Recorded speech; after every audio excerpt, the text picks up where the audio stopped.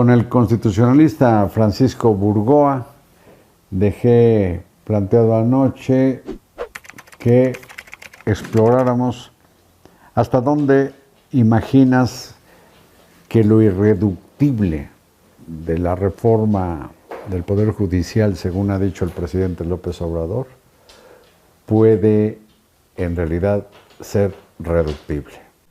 Pues yo creo que solamente podrían matizar la implementación de la reforma judicial por lo que hace a la elección de juzgadores, es decir, que sea de forma paulatina, a lo que se estuvo exponiendo la semana pasada por parte de ministros. Paulatina y que se incorporen las observaciones de la experiencia, la calificación, el conocimiento. Eso sería lo ideal, que realmente pueda existir. Y que sea gradual, filtros, para que no se paralice el sistema judicial. Todas las reformas de gran calado son graduales. ¿Por qué tendría que ser diferente esta? ¿Solamente por capricho presidencial? Yo creo que esta parte sí va a ser de que sí o sí se va a aprobar. Bueno, cuando menos que sea de forma gradual y cuidando que los perfiles que lleguen para ser candidatos realmente cuenten con experiencia en el ámbito de la impartición de justicia. Esto en ese sentido de que ya sería algo que se va a aprobar tal cual. ¿Y cómo pudiera evitarse o retrasarse en lo que se mejora la propuesta? Bueno, número uno, ha habido algunas inquietudes que luego me han hecho en el sentido de que si es posible que una vez que se apruebe la reforma constitucional, la Corte la podría detener. No, no es posible, porque el amparo no procede en contra de reformas constitucionales. Las acciones de inconstitucionalidad o las controversias tampoco van a proceder. Y además, en el caso de la Cámara de Diputados, de acuerdo a la estimación que se tiene previsto, se resulta que la oposición no alcanzaría el 33% que se requiere para presentar acciones de inconstitucionalidad, algo que me parece muy grave.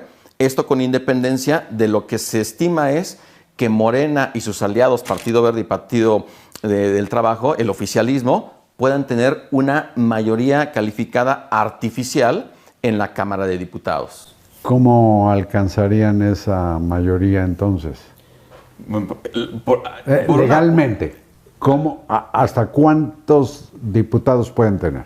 Mira, es una especie de fraude a la Constitución lo que se quiere hacer con este tema de la asignación de diputados plurinominales. ¿Por qué? Porque la Constitución es muy clara, insisto, es muy clara cuando dice que los partidos políticos no pueden tener un porcentaje más allá del 8% que obtuvieron en las urnas. Por ejemplo, en el caso del oficialismo, en su conjunto obtuvo el 54%.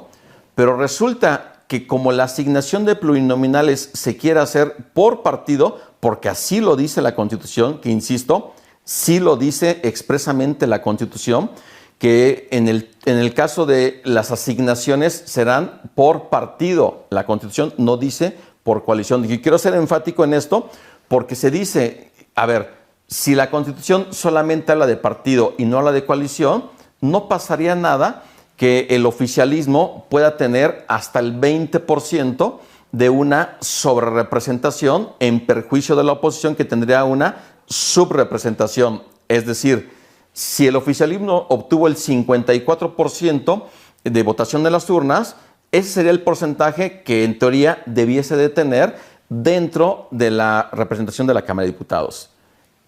Pero con este ejercicio que se pretende hacer, resulta que el oficialismo tendría 74%, es decir, un 20% más. Es decir, mucho más presencia o poder legislativo del que la ciudadanía le otorgó. Así es. ¿Y esto cómo se puede resolver? ¿Y esto es inversamente proporcional en el caso de la oposición? Totalmente. La oposición, por lo que te entiendo, habría sacado el 46% de los votos. Algo así, pero 54 el oficialismo, 46 la oposición. A números cerrados, así es, Carlos. ¿Qué porcentaje de la Cámara de Diputados tiene la oposición según esta maniobra, si fuera el caso, o este recurso del oficialismo de sobrerepresentarse?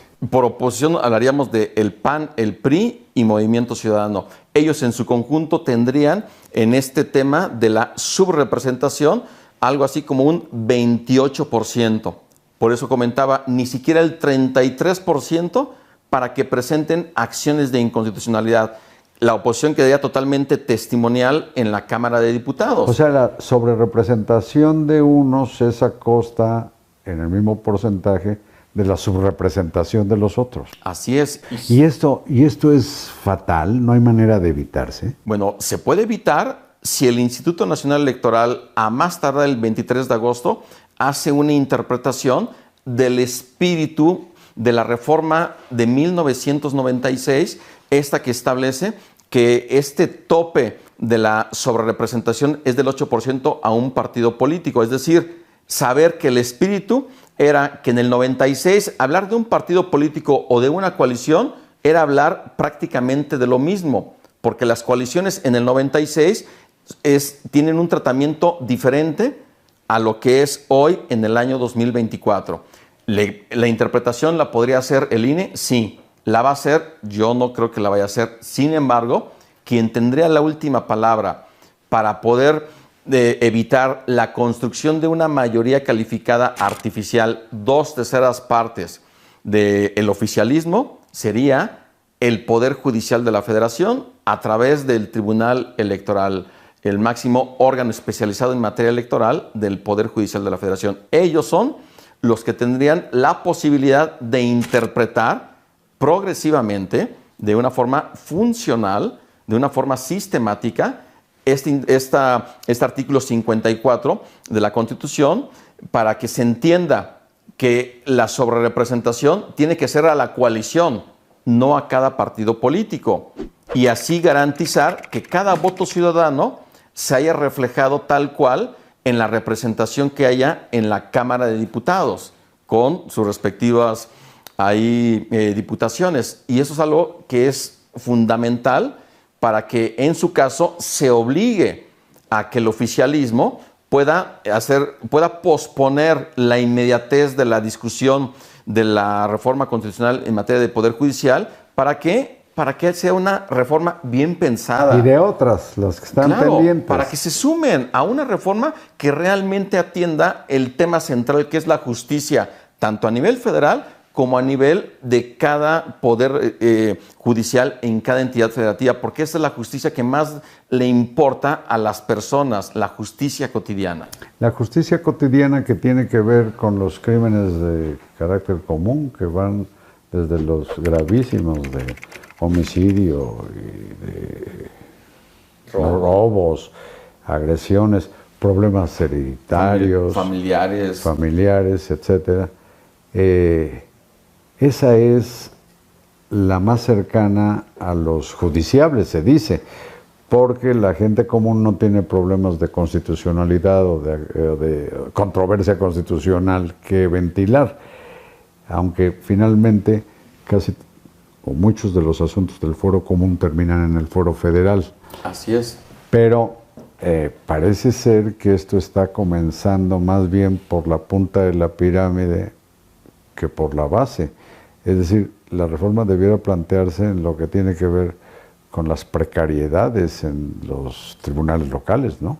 En donde se ha hablado que va a haber un mayor presupuesto para los poderes judiciales. Ahora que viene ya la presentación del presupuesto del próximo año, ¿por qué no se lleva a cabo contratación de personal, equipamiento, capacitación, mobiliario? Totalmente. Más jueces, más magistrados, más personal en los juzgados totalmente capacitados. No estarles quitándoles el sueldo, no estar eligiendo a quién sabe a quién. Y esta es la parte que, insisto, se tiene que cuidar mucho. Pero es difícil que eso ocurra porque también en todo esto se esgrime, lo esgrime el presidente, lo esgrime la virtual presidenta electa, lo exhibe el oficialismo, que también lo que se quiere es imponer austeridad en el Poder Judicial. Me llama la atención que no han hablado de lo que tienen que gastar, sino solamente en ahorrar.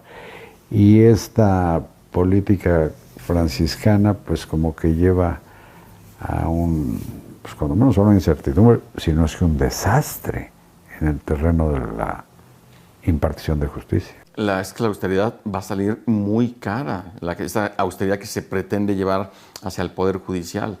y esta es la parte que al menos esperaría que en este análisis que va a llevar en su momento el Tribunal Electoral del Poder Judicial de la Federación, haga esta interpretación con el propósito de que el oficialismo no cuente con una mayoría calificada artificial, de que pueda hacer una interpretación buscando que se garantice la voluntad ciudadana en la representación de la Cámara de Diputados, lo puede hacer, porque ha habido otros temas que el propio Tribunal Electoral ha hecho que van más allá de una interpretación literal. Por ejemplo, Carlos, en el caso del artículo 38 de la Constitución se establece las causas en donde se van a suspender los derechos de los ciudadanos. Y una de esas causas es los derechos políticos electorales del ciudadano.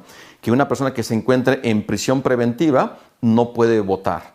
Pero ya el tribunal ha dicho... Hizo una interpretación, claro, se supone progresista y dice así sí, es, porque no está sentenciado. Así es. Pero, ¿por qué no lo pero ¿hasta qué punto crees, Francisco Burgoa, que los consejeros del INE o los magistrados del tribunal dejarán pasar la sobrerepresentación, como la quiere el oficialismo, cuando son entes condenados a, si no a desaparecer, cuando menos a ser mutilados en una serie de cosas por las reformas que también contempla la reforma política? Mira, aquí es una gran pregunta, Carlos, porque a lo mejor muchos de esos consejeros, consejeras, magistradas y magistrados, o algunos de ellos, ya se ven propuestos para ser candidatos en los nuevos espacios. Y ahí es donde está el tema, decir, pues, que, pues no pasa nada. Ya me prometieron que me van a poner a mí de candidato. Y que se acuerden de lo que estoy comentando, de que veamos a los actuales magistrados electorales o consejeros electorales que sean propuestos por el propio oficialismo el próximo año. Él es Francisco Burgoa, ya mero, ojalá lo celebremos, tendrá su título de doctor en Derecho. Te agradezco mucho que hayas venido. Te lo aprecio. Gracias a ustedes y buenas noches.